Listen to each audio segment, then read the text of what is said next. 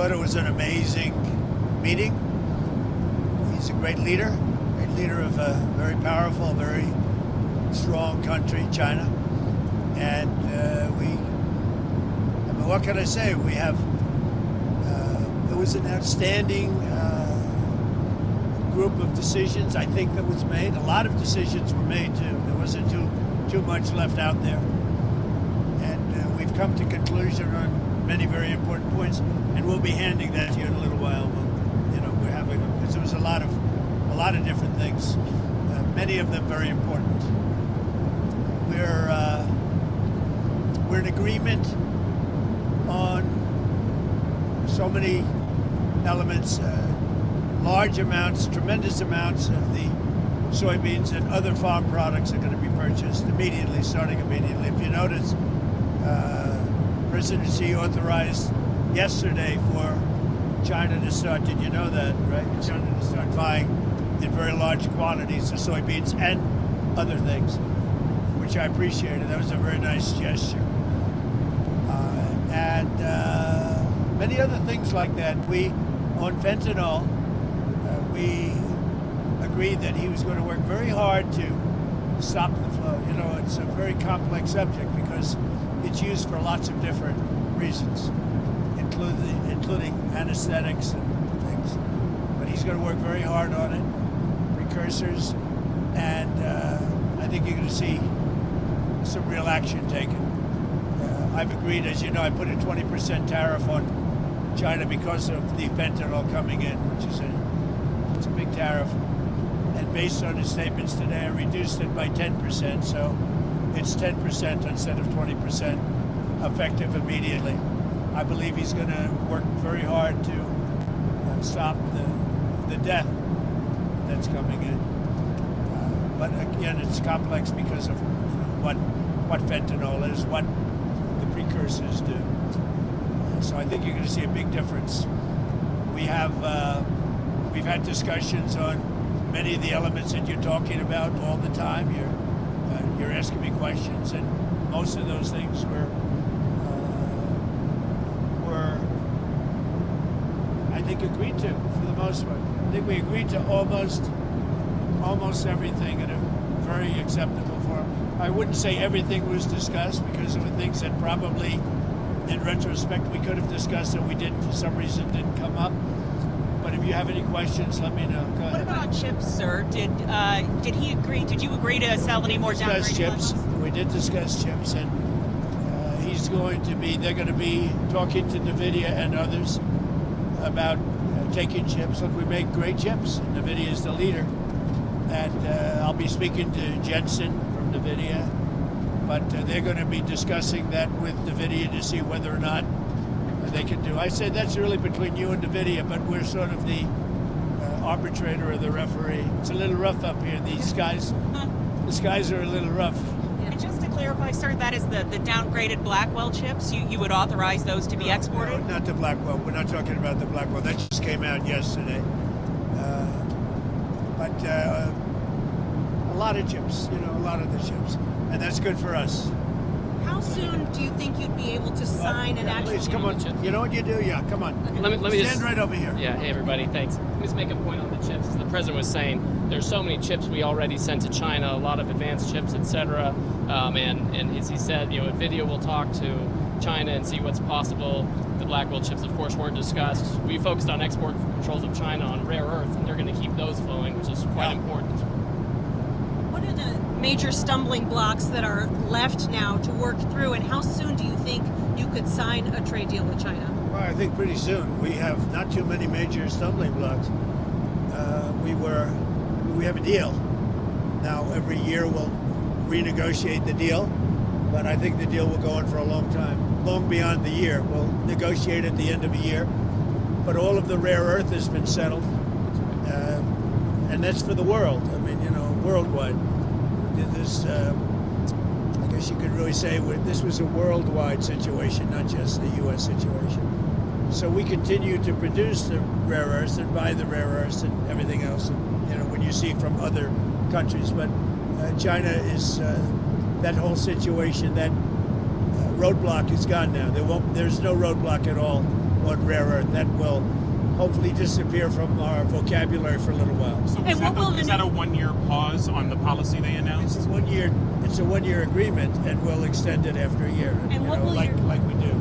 It's a 1-year deal that will, I think, be very routinely extended as time goes by. And what will your new totally tariff- clear, they're not going to impose the rare earth controls that they proposed. President Trump and President Xi came to an understanding at that point. What will your new tariff rate on China's goods be once you It's the sign the same, deal? other than what there's the tariffs remain exactly the same. 55%. It's about it was 57, now it's 47 And how long? because we reduced it by the fentanyl, because I believe they are really taking strong action. We've already seen the action on fentanyl, and they're taking very strong action. So we reduced to 10%. So that November date is gone when it was going to go up again? Yeah. Okay. That's right. So That's all. on fentanyl, they've agreed there are a variety of precursors. You may recall that actual fentanyl was scheduled by China in the president's first term successfully. There are certain precursors where they take whatever actions they need to control that. If they can control rare earths, we know they can control the precursors. And President Xi, I think, was very strong in saying he was going to enforce those laws internally. And of course, we'll watch that, and we'll He's work going to with be them. very strong in enforcing the fentanyl, everything having to do with fentanyl and regulations internally, including taking very strong measures against those that don't obey. And a variety of other tariffs still remain. Section 301 tariffs from the original, a variety of Section 232 tariffs. Some of these tariffs are, as the president mentioned, around 40%. For some individual products, it may go up to 100%, but as a general matter, it's about 45, 47%. So, sir, it sounds like you might be going to China then after the successful Yeah, meeting. that's another thing we agreed. I'll be going to China in April, and he'll be coming here sometime after that, whether it's in Florida, Palm Beach, or Washington, D.C. Did you agree to anything on the shipping fees, the 301 shipping investigation? The Well, fees on China? that's been So we're going to postpone that while we negotiate with them about that issue. We're trying to rebuild shipbuilding. The Koreans just agreed to invest $150 billion in shipbuilding, so we think we have a good path forward. but that's no longer an issue. Did the war in Ukraine or Taiwan come up? We discussed that, and we discussed basically these are rough winds in Asia. I must tell you, this is a rough flight. We could have waited an hour, maybe. These are a little tough. These are tough conditions for interviews. You know, they're going to be watching Trump. They're going to say he didn't look too good. He's got the shakes. I don't have the shakes, but people are going to think I do. You're pretty solid. So Ukraine, it came up. Yeah, it did come up. Ukraine came up very strongly. We talked about it for a long time, and we're both going to work together to see if we can get something done. We agree the sides are, locked in and fighting, and sometimes you have to let them fight, I guess. Crazy. But he's going to help us, and we're going to work together on Ukraine. Russian oil. There's not a lot more we can do. Russian oil. The oil, he's been buying oil from Russia for a long time. It takes care of a big part of China. And, I can say India's been very good on that front. But we didn't really discuss the oil. We discussed working together to see if we could get that war finished.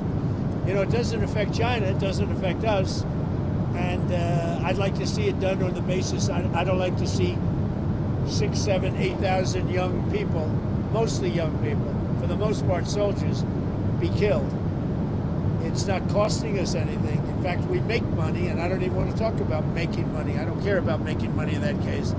But, we send weapons to NATO. They buy full price. They buy the weapons. They give them to whoever, but I think they give them probably to Ukraine for the most part. And we discussed the whole thing. We're going to work together to try and get the war with Russia and Ukraine solved. What about the Taiwan issue, sir? It never came up. Taiwan never came up. It was not discussed, actually. What else didn't come up that you thought might come up? You had mentioned you didn't get to everything. We had a long meeting, as you know, but a lot of things we discussed in great detail. A lot of things we brought to finalization. A lot of finalization. I thought it was a great meeting. I think it was a very friendly meeting. It was a good meeting for two very large, powerful countries. And that's the way we should get along with large, powerful. Why did you write your Truth Social about nuclear testing? What about resuming nuclear testing. What prompted you to do that right before the meeting? It had to do with others. They seem to all be nuclear testing. Russia? We have more nuclear weapons than anybody. We don't do testing. You know, we've halted it many years ago. But with others doing testing, I think it's appropriate that we do also. Any details around the testing, sir? Like where, when? It'll be announced. You know, we have test sites. It'll be announced. Did Israel give you a heads up before they bombed Gaza? And is it still a ceasefire if they're it's a stopping? ceasefire. It is. No, they had a sniper, and one of their soldiers were killed, and they did retribution. So we'll see. But yeah, it is a ceasefire. It's back to ceasefire. What is that? What is the thinking behind reducing troops in Romania, the drawdown of U.S. troops in Romania? You'd have to ask. I mean, I could tell you about it, but it's not very significant. It's not a big deal. On nuclear weapons, sir, which countries do you have in mind when you say you want to send a signal? What a rough ride this is. The interviews are tough enough without your life being threatened. You guys okay? Yes, sir. Thank you. That camera guy's very steady. We're going to look real bad today on television, I'll tell you. I think that, it's pretty much, I think we've discussed mostly what we said, pretty comprehensive. We're going to issue a statement on some of the details. But overall, I guess on the scale of from 0 to 10, with 10 being the best, I would say the meeting was a 12. Okay, I think it was a 12. I think very importantly, just the whole relationship is very, very important, and I think it was really good. Well, especially coming on the heels of the successful trip. We're in Malaysia. You signed a peace deal for Cambodia and Thailand. Critical mineral deals with all our allies. So many Real successful trade deals, meetings, right? The whole and way. so many meetings great for our country with. Literally hundreds of billions, trillions of dollars have come into our country over the last 4 days, represented by this meeting. But trillions of dollars, where Toyota is going to build plants, $10 billion worth of plants. And, I could go over so many different companies coming in. They're pouring money into the United States. So beyond even this meeting, this was an unbelievable trip. And I hope you're glad you were a part of it. It was big. Every country, Japan, I mean, you look at South Korea, Japan, and so many other countries that we met there, they're investing tremendous amounts of money in the United States, like money that we've never seen before. So are we investments from China in the U.S., additional investments, anything like a... They have investments, and they will invest, and China, I think they feel very strongly. They congratulated me on the tremendous success that we've had, because there's never been a country that has had so much money come into it for purposes of investment, for building, for auto plants, for AI, etc. So he was very strong on congratulating me for that. But he didn't commit to any additional investment or outflow. We didn't really discuss it, but he would. Did you ever get through to Kim Jong-un about setting up a meeting? Does he have a phone? We never were able to talk because I was so busy. And really, this is why we came. I think it would have been maybe disrespectful to the importance of this meeting if we did that. So I'd come back with respect to Kim Jong-un. I'd come back if it was. What do you want to talk about with him? I had a great relationship with Kim Jong-un. I think if I didn't get elected, you would have had, if Hillary Clinton came in at the time, who he doesn't like too many people other than me, if you want to know the truth. I think you would have had a big war. Could have been a very bad war, too. Sir, with the nuclear announcement, just one more on the nuclear announcement. Do you worry that we're entering a more risky environment when it comes to nuclear issues? No, I don't think so. I think we have it pretty well locked up. But we have more than anybody. But I see them testing. And I say, well, if they're going to test, I guess we have to test. I'd like to see a denuclearization because we have so many, and Russia has some. Russia's second, and China's third, and China will catch up within 4 or 5 years. I think de-escalation would be, they would call it denuclearization, would be a tremendous thing. And it's something, we are actually talking to Russia about that, and China would be added to that if we do something. Thank you all. It was a great success. It was a great honor. I mean, he's a tremendous leader of a very powerful country, and I give great respect to him, and we appreciate the fact that he came for this meeting. Thank you very much. Thank you, sir. Anything on Canada? Anything on Canada? We had a very nice conversation with him last night. We really did. Thank you. Thank you.